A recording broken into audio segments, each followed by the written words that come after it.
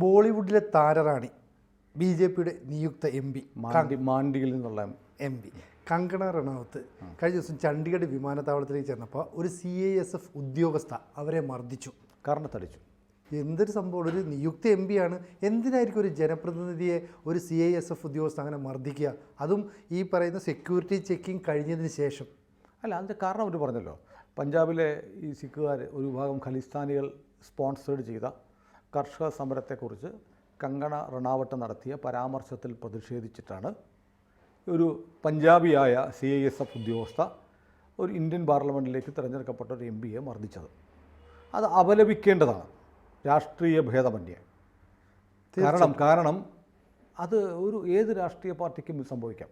നോക്കൂ, നമുക്കറിയാം 84 ഒക്ടോബർ 31 ഇന്ത്യയുടെ പ്രധാനമന്ത്രിയായിരുന്ന ഇന്ദിരാഗാന്ധിയെ അവരുടെ അംഗരക്ഷകരായിരുന്ന ബിയാൻ സിംഗും സ്വാന്തത് സിംഗും ചേർന്ന് വെടിവെച്ച് കൊന്നത്. വെടിവെച്ചൊന്നും ഒരു ബുള്ളറ്റൊന്നുമല്ല, മെഷീൻ ഗണ്ണിലെ തിര ഒഴിയും വരെ ഇന്ദിരാഗാന്ധിയെ വെടിവെച്ചു.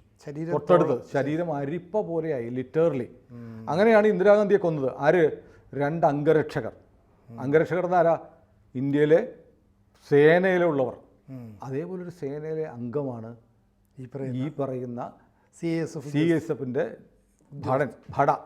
ഭടി എന്ന് പറയാമോ, ഉദ്യോഗസ്ഥ, സേനാംഗം. അതെ, സേനാംഗം ഈ നമ്മുടെ ജനപ്രതിനിധിയെ ആക്രമിച്ചത്. അപ്പോൾ ഇത് കണ്ടിട്ട് ചിലരൊക്കെ ആഹ്ലാദം പൊഴിക്കുകയാണ്. ഇത് ആഹ്ലാദിക്കുന്നവരോട് എനിക്ക് പറയാനുള്ളത്, ബിയാൻ സിംഗ്, ഇന്ദിരാഗാന്ധിയെ വെടിവെച്ചു വന്ന ബിയാൻ സിംഗിൻ്റെ മകൻ സബർജിത് സിംഗ് ഖൽസ ഫരീദാബാദിൽ നിന്ന് ജയിച്ച് പാർലമെൻറ്റിൽ വന്നിട്ടുണ്ട്. ഈ പാർലമെൻറ്റിലേക്കാണ് കൈയടിച്ചു ചിരിക്കുന്നവരുടെ നേതാവായ രാഹുൽ ഗാന്ധി, അതായത് ബിയാൻ സിംഗും വെടിവെച്ച് കൊന്ന ഇന്ദിരാഗാന്ധിയുടെ ചെറുമകൻ അവിടെ അങ്ങോട്ടാണ് വരുന്നത്. സൂക്ഷിക്കണ്ടേ? തീർച്ചയായിട്ടും. കാരണം സിഖുകാരൻ്റെ പക BJPയോടല്ല. എന്തുകൊണ്ടാണ് സിഖുകാർ, ഒരു വിഭാഗം സിഖുകാർ വലിയ തോതിൽ ഇന്ത്യ വിരുദ്ധരായി മാറിയതെന്ന് ചോദിച്ചാൽ, ഇന്ദിരാഗാന്ധി കൊല്ലപ്പെട്ടത് അതിനീചമായ കാര്യമാണ്. രാജ്യത്തിൻ്റെ പ്രധാനമന്ത്രി അംഗരക്ഷകർ തന്നെ വെടിവെച്ച് കൊല്ലുക എന്ന് പറഞ്ഞാൽ അതിനിഷ്ഠൂരമായ, ഒരു തരത്തിലും അംഗീകരിക്കാൻ കഴിയാത്ത കാര്യമാണ്. പക്ഷേ തുടർന്ന് ഡൽഹിയിൽ നടന്നതെന്താ? തലപ്പാവ് വെച്ച സകല ആളുകളെയും ഓടിച്ചിട്ട് വെട്ടിക്കൊന്ന് രാജ്യം കണ്ട ഏറ്റവും വലിയ നരനായാട്ടം നടത്തിയത് കോൺഗ്രസ്സുകാരാണ്.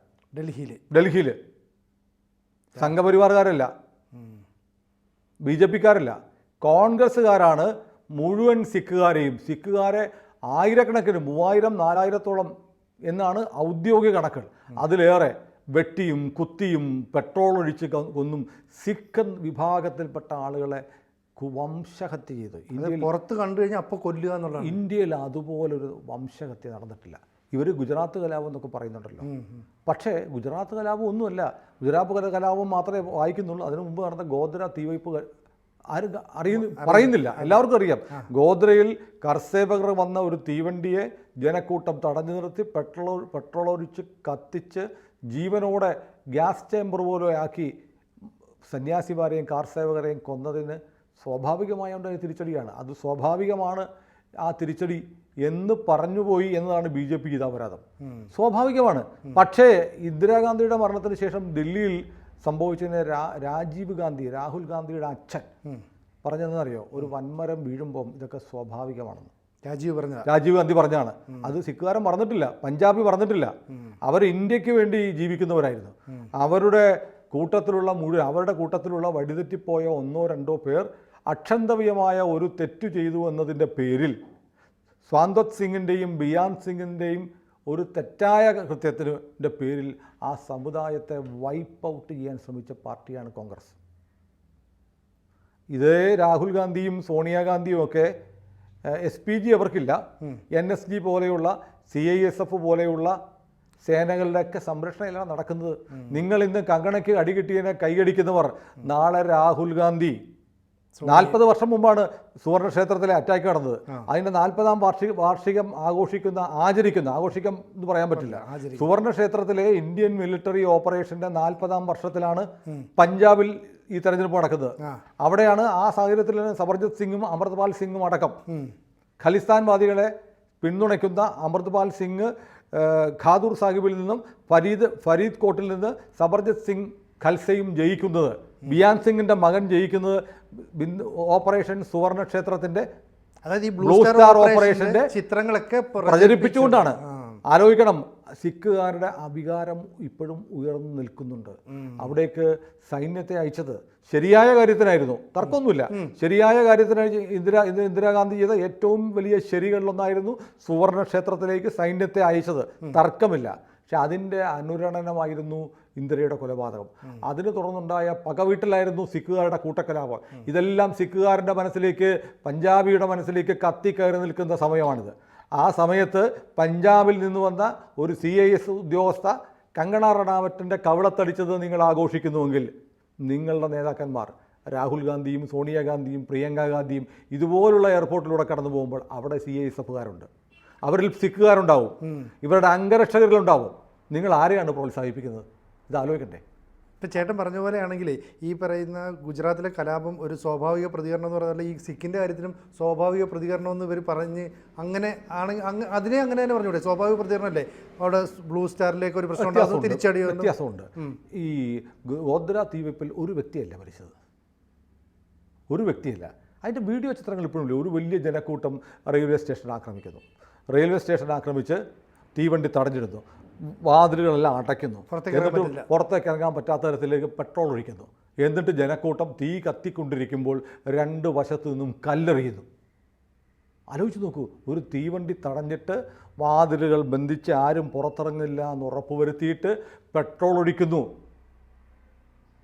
ആളുകൾ പച്ച മാംസം കത്തിക്കരിയുന്ന മണം പരക്കുമ്പോൾ ഇവർ അത് ഉള്ളിലേക്ക് വലിച്ചെടുത്ത് അല്ലാഹു അക്ബർ വിളിച്ച് ബോലോ തക്ബീർ വിളിക്കുകയായിരുന്നു. അതിൻ്റെ വീഡിയോ ലഭ്യമാണ്. എന്നിട്ട് ഇവർ പറയുകയാണ് അങ്ങനെയൊന്നും ഉണ്ടായിട്ടില്ല. അതിൻ്റെ പേരിൽ ഒരു സ്വാഭാവികമല്ലേ, ജനങ്ങൾ ഇളകിയപ്പോൾ കലാപം ഉണ്ടായി. അത്തരം ഒരു വലിയ ഗുജറാത്ത് പോലെയുള്ള ഹിന്ദു മഹാഭൂരിപക്ഷമുള്ള ഒരു സംസ്ഥാനത്ത് കർസേവയ്ക്ക് പോയിട്ട് വന്ന ഇത്രയേറെ 100ഓളം മനുഷ്യരെ പച്ചയ്ക്ക് തീയിട്ട് റെയിൽവേ സ്റ്റേഷൻ ആക്രമിച്ച് കൊന്ന സംഭവത്തിൽ ജനങ്ങൾ പ്രതിഷേധിക്കുമ്പോൾ ഒരു സൈന്യത്തിന് വന്ന് മുഴുവൻ ജനങ്ങളെ വെടിവെച്ച് കൊല്ലാൻ പറ്റുമോ? പറ്റില്ല. അത് പരിഹരിച്ചെടുക്കാൻ, ലോ ആൻഡ് ഓർഡർ സിറ്റുവേഷൻ നിയന്ത്രിച്ചെടുക്കാൻ സമയമെടുക്കും. അത് സ്വിച്ച് ഇടുന്നത് പോലെ, ഇവർക്ക് സ്വിച്ച് ഇടുന്നത് പോലെ ഒരു കൊല നടത്താൻ പറ്റി. പ്ലാൻ ചെയ്ത് ആയിരക്കണക്കിന് 5000-ഓളം ആളുകളാണ് ഗോദ്ര റെയിൽവേ സ്റ്റേഷൻ വളഞ്ഞ് തീവണ്ടി ഈ കർസേവകർ വരുന്ന ട്രെയിൻ അറിഞ്ഞ് സബർമതി എക്സ്പ്രസ് തടഞ്ഞിട്ട് തീ വെക്കുന്നത്. ചുറ്റുവട്ടത്ത് മൊത്തം ഈ മുസ്ലിം ഏരിയയിൽ വെച്ച് ചെയ്തതാണ്. അതിനെ തുടർന്ന് സംസ്ഥാനത്തിൻ്റെ വിവിധ ഭാഗങ്ങളിലുണ്ടാകുന്ന കലാപം മറ്റൊരു സ്വിച്ചിടുന്ന പോലെ നിർത്താൻ ഒരു സർക്കാരിനും കഴിയില്ല. അല്ലെങ്കിൽ 10,000-കണക്കിന് ലക്ഷക്കണക്കിന് ആളുകളെ വെടിവെച്ച് കൊല്ലണമെന്നായിരുന്നു ഇവർ പറയുന്നത്.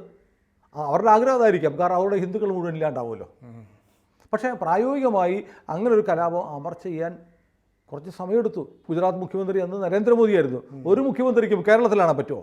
കേരളത്തിൽ പൂന്തുറയിൽ പിണറായി വിജയൻ ചെന്നപ്പോൾ മത്സ്യത്തൊഴിലാളികൾ പങ്കായ എടുത്തു വന്നപ്പോൾ മുഖ്യമന്ത്രി വിജയൻ 1-ാം നമ്പറിൽ കാറി കയറാതെ ഓടി രക്ഷപ്പെട്ടില്ലേ?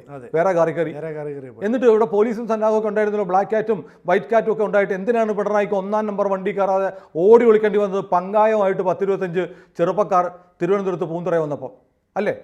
അപ്പോഴാണോ ഒരു വലിയ ജനം അവരുടെ കൂട്ടത്തിലുള്ള 100ഓളം ആളുകളെ പച്ചയ്ക്ക് കത്തിച്ച് കൊന്നതറിഞ്ഞ് ജനം തെരുവിലിറങ്ങുമ്പോൾ സുഹൃത്തുക്കളും സഹോദരങ്ങളൊക്കെയാണ്. അവർ ആചാര്യസ്ഥാനത്ത് കാണുന്നവരുണ്ട്, അവരുടെ സന്യാസിമാരുണ്ട്.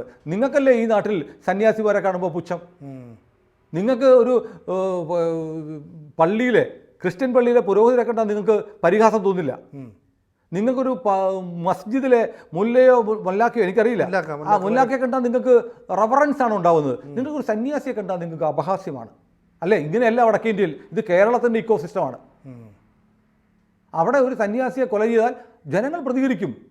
അവർ സന്യാസിയെ കാണിക്കുന്ന അവരുടെ ദൈവവും അവരും തമ്മിലുള്ള ഒരു സംവേദനത്തിൻ്റെ ഒരു ഇടനിലക്കാരനോ അല്ലെങ്കിൽ ഒരു സർവ്വം ത്യജിച്ച് ഒരു പ്രത്യേക തരത്തിലുള്ള സനാതനമായ ജീവിതം നയിക്കുന്ന ഒരാളായിട്ട് കാണുന്നത് ഒരു പുരോഹിതൻ അല്ലേ? ഇവിടെയല്ലേ നിങ്ങൾക്ക് പരിഹാസം? ഇവിടെ ഏത് സന്യാസി ഡിവൈഎഫ്ഐക്കാരൻ ചെയ്യുന്നത്? ഏതോ ഒരു കള്ള സന്യാസി എന്തോ കാണിച്ചു എന്നും പറഞ്ഞ് ഈ നാട്ടിലുള്ള സന്യാസിമാരെ മുഴുവൻ ആക്രമിച്ച സ്വഭാവക്കാരാണ് കേരളത്തിൽ ഡിവൈഎഫ്ഐക്കാർ. എന്നാൽ ഇവർക്ക് കന്യാസ്ത്രീ, നിങ്ങൾ പറയൂ, എവിടെ ഡിവൈഎഫ്ഐക്കാരൻ പ്രസംഗിച്ച് കേട്ടിട്ടുണ്ടോ? അല്ലെങ്കിൽ ലീഗുകാരനോ കോൺഗ്രസ്സുകാരനോ പ്രസംഗിച്ചിട്ടുണ്ടോ? അഭയ റേപ്പ് ചെയ്ത് ക്രിസ്ത്യാനിയാണ്. മാടത്തെരുവ് കേസ് നമുക്കറിയാലോ, ഫാദർ ബെനഡിക്റ്റ്, കോട്ടയത്ത് ജോളി വധക്കേസ്, രവിയച്ചൻ, തോമസ് കോട്ടൂർ, ഫാദർ പുതുർക്കയിൽ, ഇവരൊക്കെ ക്രിസ്ത്യൻ പുരോഹിതരാണ്. അല്ലേ? അതെ. എന്നിട്ട് ഈ ക്രിസ്ത്യാനി പുരോഹിതന്മാർ മുഴുവൻ വ്യഭിചാരികളാണെന്ന് ഏതെങ്കിലും ഒരുത്തം പറയുമോ? ഇല്ല. അത് ഒരു സന്യാസി എന്തെങ്കിലും ചെയ്ത അയ്യോ സന്യാസി സമൂഹമായ കുഴപ്പമാണ്. എത്രയോ മദ്രസകളിൽ അതുകൊണ്ട് എന്നും വായിക്കുന്നില്ലേ, ചെറിയ കുട്ടികളെ പ്രകൃതി വിരുദ്ധ പീഡനത്തിന് ഇരയാക്കുന്നു. പച്ചയ്ക്കൊന്ന് പറയാൻ, ഒരു പ്രസംഗിക്കാൻ, മദ്രസകളിൽ നടക്കുന്ന ബാലപീഡനം ശരിയല്ലെന്ന് പറയാൻ കേരളത്തിലെ ഏതെങ്കിലും വിപ്ലവ പാർട്ടി കഴിയുമോ? പറ്റില്ല. വസീഫിന്റെ DYFI കഴിയുമോ? ഇല്ലല്ലോ. അപ്പോൾ നായകൻ പോലും ആരും മിണ്ടില്ല. അവർ കത്തുക എന്ന് പറയും. ഇതാണ് കേരളം. അപ്പോൾ അതല്ല, അങ്ങനെയല്ല വടക്കേ ഇന്ത്യയിൽ. അവർ ബഹുമാനിക്കേണ്ടവർ ബഹുമാനിക്കുന്നുണ്ട്. അപ്പോൾ സിനു ചോദിച്ചത് അതുപോലെ അല്ലല്ലോ. കാരണം ഇത് രണ്ട് വ്യക്തികൾ അവരുടെ സ്വന്തം ഇച്ഛപ്രകാരം അല്ലെങ്കിൽ ഒരു തീവ്രവാദ കേന്ദ്രത്തിൽ നിന്ന് കിട്ടിയ ഇൻപുട്ടിൻ്റെ ഭാഗമായി നടത്തിയാണ് ഇന്ദിരാഗാന്ധിയുടെ കൊലപാതകം. അതിന് സിഖുകാർ മുഴുവൻ എങ്ങനെ ഉത്തരവാദിയാവുന്നു? ഇത് 5000-ഓളം വരുന്ന മുസ്ലിം ഫണ്ടമെൻ്റലിസ്റ്റുകൾ തടിച്ചുകൂടി പ്ലാൻ ചെയ്ത് തീവണ്ടി തീയിട്ട് 100ഓളം ആളുകളെ കൊന്നതാണ്. ഒരു വ്യക്തിയല്ല, ഒരു സമൂഹമാണ്. അല്ലേ? അതെ. അപ്പോൾ അതും രണ്ടും ഒരേപോലെ ബാലൻസ് ചെയ്യാൻ പറ്റില്ല. അപ്പോൾ സിഖുകാരെ കൊന്നത് കോൺഗ്രസിൻ്റെ അജണ്ടയായിരുന്നു. സിഖുകാരെ കൊല്ലണം, ഇന്ദിരാഗാന്ധി കൊന്നു, ഇനി ഒറ്റ സിഖുകാരനും വേണ്ട. അതോടുകൂടിയാണ് വീണ്ടും ഇന്ത്യയിൽ വിഘടനവാദം, ഞങ്ങൾ ഇന്ത്യയുടെ ഭാഗമല്ല എന്ന തരത്തിലുള്ള തോന്നൽ സിഖുകാരൻ്റെ മനസ്സിൽ വന്ന്. ആരുണ്ടാക്കിയതാ? കോൺഗ്രസ് ഉണ്ടാക്കിയതാ. ഈ രാഹുൽ ഗാന്ധിയുടെ അപ്പൻ ഉണ്ടാക്കിയതാ. അല്ലേ? എന്നിട്ട് ഈ രാഹുൽ ഗാന്ധിക്ക് നേരെ അറ്റാക്ക് ഉണ്ടായില്ലേ ശ്രീലങ്കയിൽ പോയപ്പോൾ? ശ്രീലങ്കയിലെ നാവികൻ തോക്കിൻ്റെ പാത്തിക്ക് അടിക്കാൻ പോയി. അതും ഈ പറഞ്ഞ ശ്രീലങ്കൻ സർക്കാരിൻ്റെയോ സിംഹള ജനങ്ങളുടെയോ തീരുമാനമൊന്നും ആയിരുന്നില്ല. ഭാഷാ വെറി പൂണ്ട ഒരു ഭടൻ അയാളുടെ സ്വന്തം തീരുമാനപ്രകാരം നടപ്പാക്കിയതാണ്. അല്ലെങ്കിൽ സിംഹളന് മുഴുവൻ ചെയ്ത തീരുമാനമൊന്നുമല്ല. അവരുടെ ഒരു സിംഹള വികാരം ആളിക്കത്തി രാഹുൽ ഗാന്ധി ഞങ്ങളുടെ ഇന്ത്യൻ പീസ് കീപ്പിംഗ് ഫോഴ്സ് ഇവിടെ വന്നിട്ട് സമാധാനം പാലിക്കാൻ വന്നവരെ, അത് തമിഴ് പുലികളുടെ അല്ലെങ്കിൽ ശ്രീലങ്കൻ സർക്കാരിൻ്റെ ഒരു തന്ത്രമായിരുന്നു. സമാധാനം പാലിക്കാൻ വന്ന നമ്മളെ കൊണ്ട് യുദ്ധം ചെയ്യിപ്പിച്ചു ശ്രീലങ്കൻ സർക്കാർ. പുലികളും നമ്മളും തമ്മിൽ ഏറ്റുമുട്ടുന്ന സാഹചര്യം ഉണ്ടായി. അങ്ങനെയാണ് രാഹുൽ ഗാന്ധി കൊല്ലപ്പെടുന്നത്. അവസാനം വന്നപ്പോൾ തമിഴ് പുലികളും നമുക്കെതിരായി, ശ്രീലങ്കൻ ആർമിയും നമുക്കെതിരായി. രാഹുൽ ഗാന്ധിയുടെ പിഴച്ചുപോയ ഒരു വിദേശ നയത്തിൻ്റെ രാജീവ് ഗാന്ധിയുടെ പിഴച്ചുപോയ ഒരു വിദേശ നീക്കത്തിൻ്റെ തന്ത്രത്തിൻ്റെ പാളിച്ചയായിരുന്നു അത്. അപ്പോൾ ഇതെല്ലാം അതിനെ ഡൽഹിയിലെ കൂട്ടക്കുഴിയായിട്ട് താരതമ്യപ്പെടുത്താൻ പറ്റും. ഇന്ത്യയിൽ ഏറ്റവും വലിയ ഭീകരത നടത്തിയത് കോൺഗ്രസ്സുകാരാണ്. ഇതാണ് അല്ലേ? സിഖ് കൂട്ടക്കൊലയാണ്. അപ്പോൾ അതൊക്കെ ഓർമ്മ വേണം. ആ രാഹുൽ ഗാന്ധി ഇപ്പോൾ പാർലമെന്റിൽ പോകുമ്പോൾ ഇത് ഓർത്തിരിക്കും. അപ്പുറം രാഹുൽ ഗാന്ധി ആലോചിക്കണം, അപ്പുറത്തും ഇപ്പുറത്തും ഇരിക്കുന്ന അമൃത് പാൽ സിംഗും സബർജിത് സിംഗും ഇന്ദിരാഗാന്ധിയോടും ആ കുടുംബത്തോടും പകവെച്ച് പുലർത്തുന്നവരാണ്. അപ്പോൾ രാഹുൽ ഗാന്ധി കങ്കണയെ അടിച്ചത് നന്നായി എന്ന് പറഞ്ഞാൽ നിർഭാഗ്യകരമായ ഒന്നും നാളെ സംഭവിക്കരുതേ ഇന്ദിരാഗാന്ധിയുടെ ചെറുമക്കൾക്ക് എന്ന് പ്രാർത്ഥിക്കാനേ നമുക്ക് കഴിയൂ. ഇത് ആരോഗ്യകരമായൊരു കാര്യമല്ല. ഇത് ഇവിടെ കുറേ കാലമായി എസ്പെഷ്യലി കേരളത്തിലാണ് BJPക്കാരന് എന്തെങ്കിലും പറ്റിയാൽ പടക്കം പൊട്ടാം. എന്തിന് കേരളത്തിലല്ലേ എൻ്റെ സിനു ഇന്ത്യയുടെ പരമോന്നത സൈനിക മേധാവി ജനറൽ ബിപിൻ റാവത്ത് വിമാനാപകടത്തിൽ ഹെലികോപ്റ്റർ തകർന്ന് മരിച്ചപ്പോൾ സോഷ്യൽ മീഡിയയിൽ പൊട്ടിച്ചിരിച്ചവരാണ്. ഇവിടുത്തെ ഒരു CPMൻ്റെ അന്തംഗമിയായ ഒരു വക്കീലുണ്ട്, കേരള സർക്കാരിൻ്റെ ഗവൺമെൻറ് ബിൽഡറായിരുന്നു. അവരതിനെ അനുകൂലിച്ചുകൊണ്ട് പോസ്റ്റ് ഇട്ട് സന്തോഷിച്ചു. ഇതാണ് അധാർമികത. അത്തരം നെറികെട്ട നിലപാടുള്ള ആളുകൾ കേരളത്തിലുണ്ട്. അപ്പോൾ അവരാലോചിക്കണം, ഇവിടെ പഞ്ചാബിൽ നിങ്ങൾക്ക് നേരെ ഇന്ദിരാഗാന്ധിക്ക് തന്നെ തോക്ക് ചൂണ്ടിയവർ വീണ്ടും സജീവമായി വരികയാണ് നിങ്ങളുടെ ഒത്താശയോടെ. പിന്മുറക്കാർ അല്ലേ? പക്ഷേ അവർ മറന്നിട്ടുണ്ടാവില്ല ഡൽഹിയിലെ കൂട്ടക്കൊല. സൂക്ഷിച്ചാൽ അവർക്ക് നല്ലത്. ഇതിനെ ഒന്നും പ്രോത്സാഹിപ്പിക്കാൻ പാടില്ല. രാജ്യമാണ് വെറുതെ.